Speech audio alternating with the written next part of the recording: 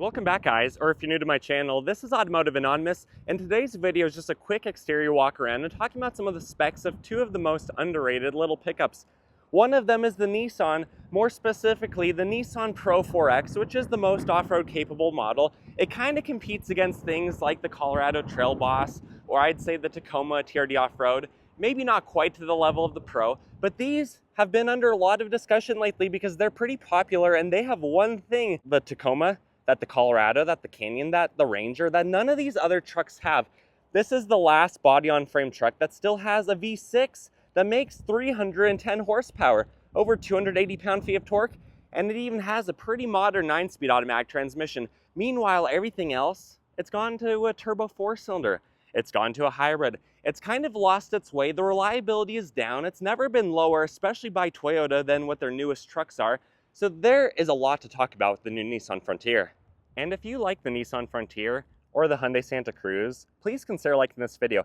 That small act of kindness, it actually goes a long way in helping me know you want to see more stuff like this, but it helps you by having YouTube choose to show you more stuff like this and more videos that maybe you didn't know were around. Thank you. And the other new vehicle that has a truck bed that I think you should consider is the Hyundai Santa Cruze. Sure, it's a mini truck. Sure, it's a crossover. It's a unibody, basically. It's not a mid-sized truck with a body on frame like the Frontier.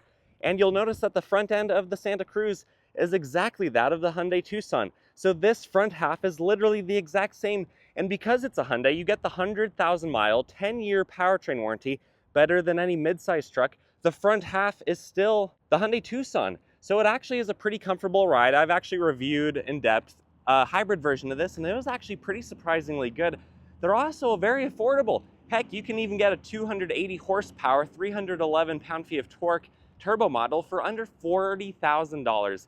In some cases, closer to $35,000 or $36,000.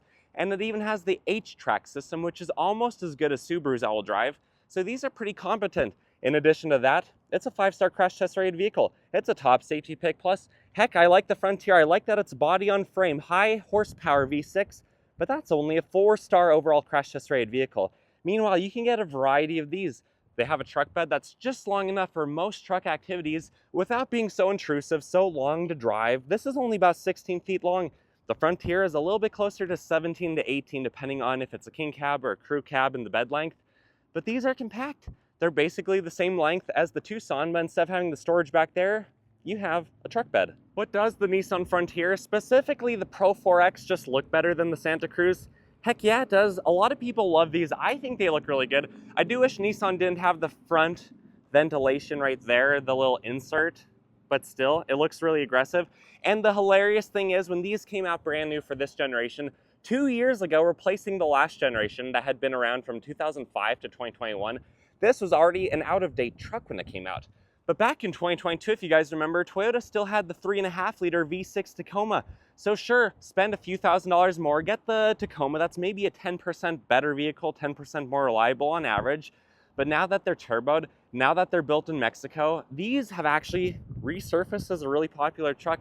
Nissan's ethos of keeping this an old school, not very high tech, not very up-to-date truck, which has always kind of been a setback for it, has actually now maybe been a saving grace, where a lot of people are starting to consider these.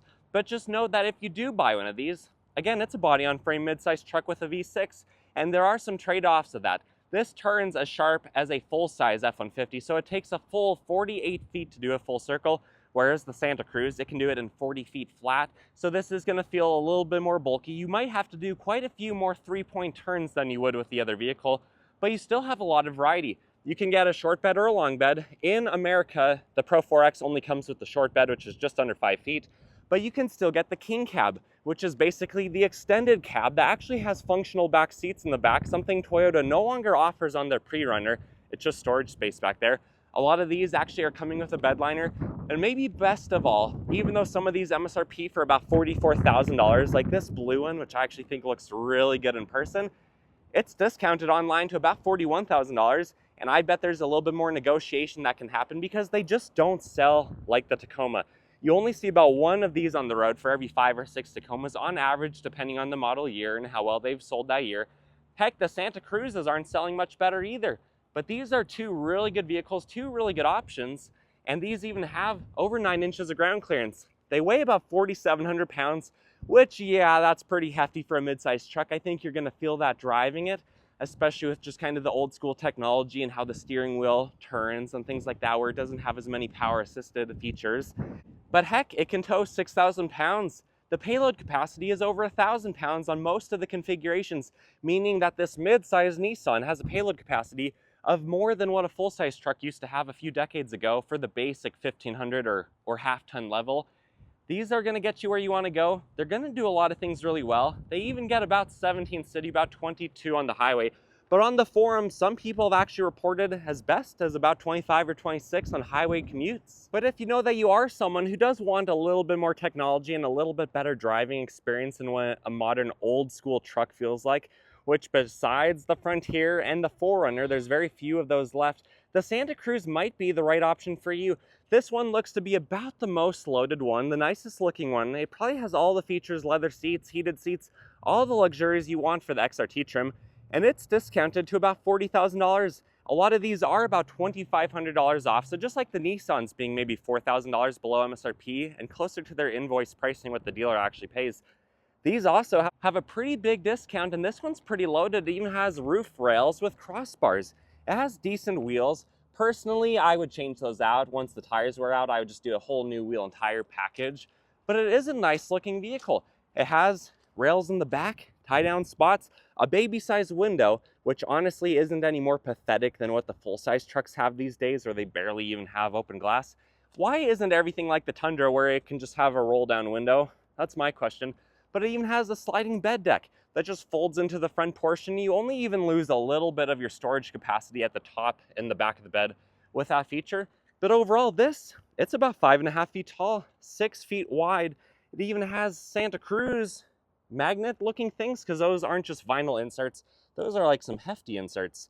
And then this one for 40 grand with the 2.5 liter turbo. It has a 10-year warranty, so you're gonna be covered for a long time. And if something happens, I mean, I would have never recommended a Hyundai or a Kia 10 years ago, but now this is actually a pretty appealing option, and it seems to be a good balance of where their reliability is up. Their price is kind of leveling off. It has come up a lot in the years, but this is still very competitive. And I think this is a good option. It weighs about 4,200 pounds. If you have the turbo and the right options with the final drive ratio and how it's configured, you can actually tow 5,000 pounds with this. And it has an 8-speed, so no CVT or no transfer case or anything to work with. The all-wheel drive system works good. I've driven these in the winter before, and I've been pretty impressed with them.